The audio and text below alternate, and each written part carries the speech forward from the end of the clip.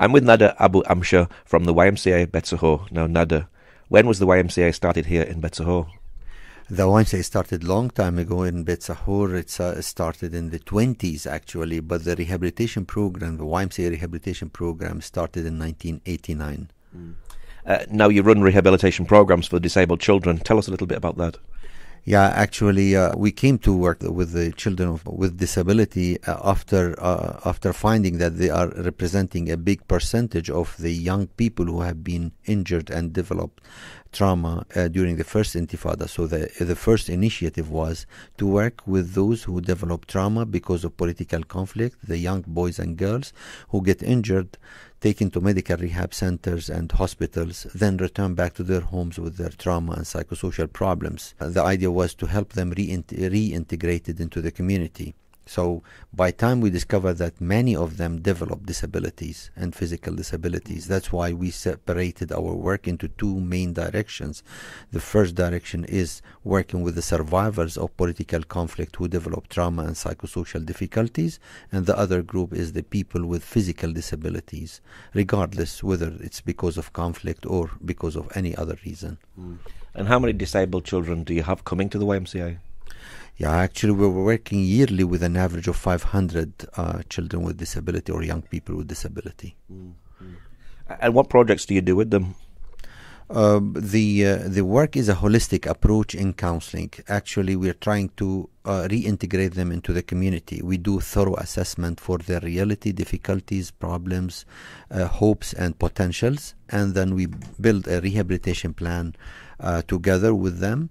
After that, we try to go through this rehabilitation plan, which is based on a holistic approach in rehabilitation. And I mean by holistic approach that we are not offering counseling only or vocational rehabilitation only or whatever. We are trying to find ways how we can bring people back to normal life.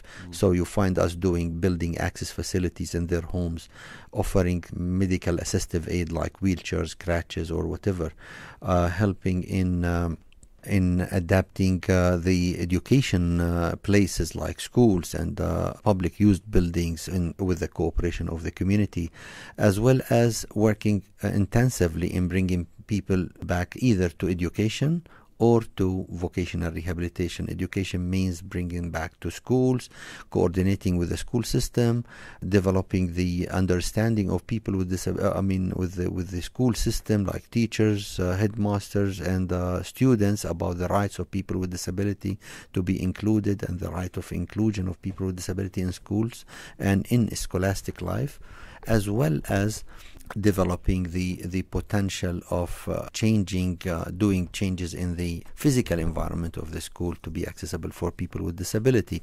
The other part, which is in the vocational rehabilitation, it starts with vocational counseling, knowing more about them and about their interests, their abilities.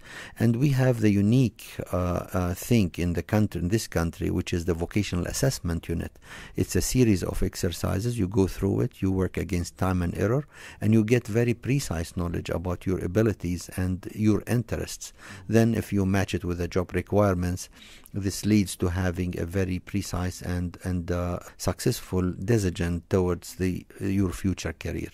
So, and then we take them to vocational rehabilitation, vocational training centers and workshops or companies, wherever this is relevant to their interests and abilities. And we offer them the possibilities to be trained and later on being hired in whatever job they trained for. What sort of psychological problems do you see? Yeah, the psychological problems it's between deep trauma to psychosocial stresses and kind of tension. That deep trauma, we find it with the people, mainly with those who develop psychological trauma because of political conflict, like children ex-detainees. It's important to let you know that Israel is arresting children between 12 and 18 years of old. The vast majority of them are accused of throwing stones. the number of people arrested yearly, it's growing, and this for the last 5 years, it became an average of 1,200 children in prison. So, and these children are usually arrested at home.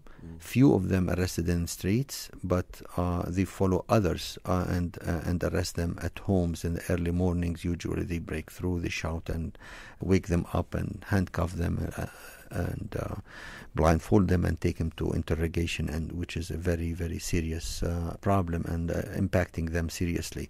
So they get out with deep trauma. They get out losing their schools. They get out with no possibilities to return back to normality unless we intervene with them. So we offer counseling and we offer reintegration with the schooling, and also we try our best to build hope for them, to let them look to the light in the end of the tunnel, because they don't see any light. They see everything is just about revenge, is just about trauma, is just about extreme attitudes which has been developed because of this kind of pain they are going through. These are mainly kids who are coming from poor communities. They have limited opportunities. They have no plan for life after being released from prison. They stay till early morning on TVs or on computers. They wake in the middle of the day, have no plan for their life. They want to charge their mobiles. They want to smoke. They are having intrusive thoughts as well as a result of the trauma. So they are a very easy victim for whatever extreme you can imagine, whether it's political extremism or social extremism. We believe that this is the core of our service, the core of our mission as a YMCA, as a Christian organization living here, in order to restore hope. That's why we put our main slogan, we are restoring hope for better life. We derived it from John 10:10, that I came to give them life and to live it abundantly. So this is our the core work. So it's not about vocational training, it's not about counseling, it's not about education. It's about restoring hope and bringing more hopeful life for young people, rather than being victims to the extremism and victims to the violence and whatever they are having. Mm-hmm. For the disabled children particularly, what would they be doing if they weren't here at the YMCA? Actually, our work is in an outreach work. This center is a referral center. It's the headquarters for the work, but we have 11 teams covering whole area of West Bank. In each district, we are having a team of counselors, social workers, and community workers. This place here, is a place where we are leading the work, and also we are offering the vocational assessment.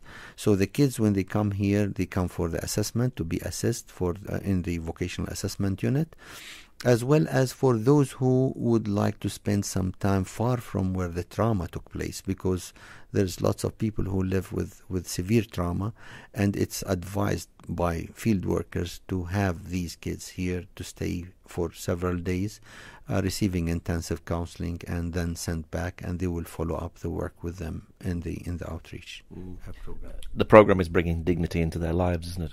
Yeah, definitely. When you are losing potential for being a member in a community, and this restore your hope for better future, restore your hope for possibility of being member in your community, it's a key issue. Actually, the advocacy is one of the components of our advocacy, our holistic approach. We do advocate for the rights of people with disability in the country. We do advocate for the equal rights for people with disability, and we believe that, and we try to convince everybody that disability is part of the human nature. Disability is part of the diversity of the human nature. So we are men and women, we are children and old people, we are adults and youth, and we are disabled and undisabled.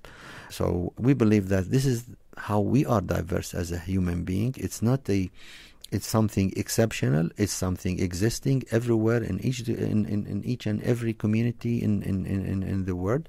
The community should be open. The community should be accessible. The community should develop itself to include everybody, including people with disability, and including children, including everybody.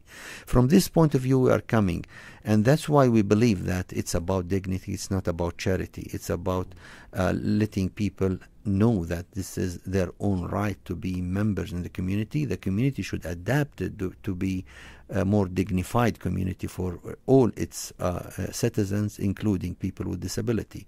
That's why we believe that they have the right for a decent work like any other people. They have the right to decent education everywhere. They have the right to have a leisure time like others. So it's not an isolated group should be kept aside and fed and given whatever.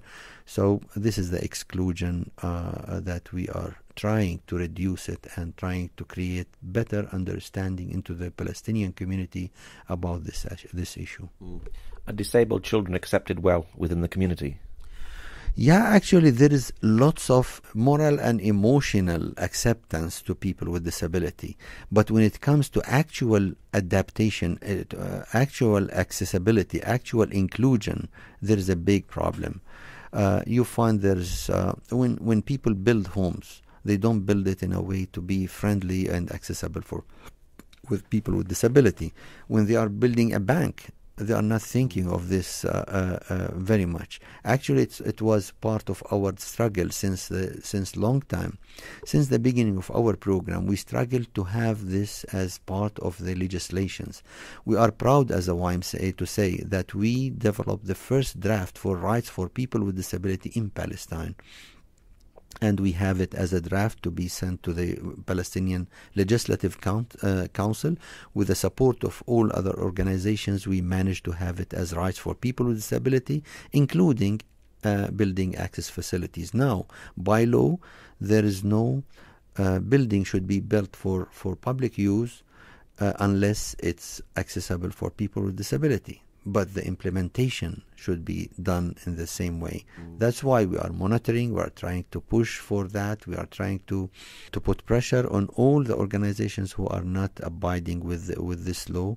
It's about not only about the private sector, but also about the governmental bodies and municipalities. Why do you do what you do?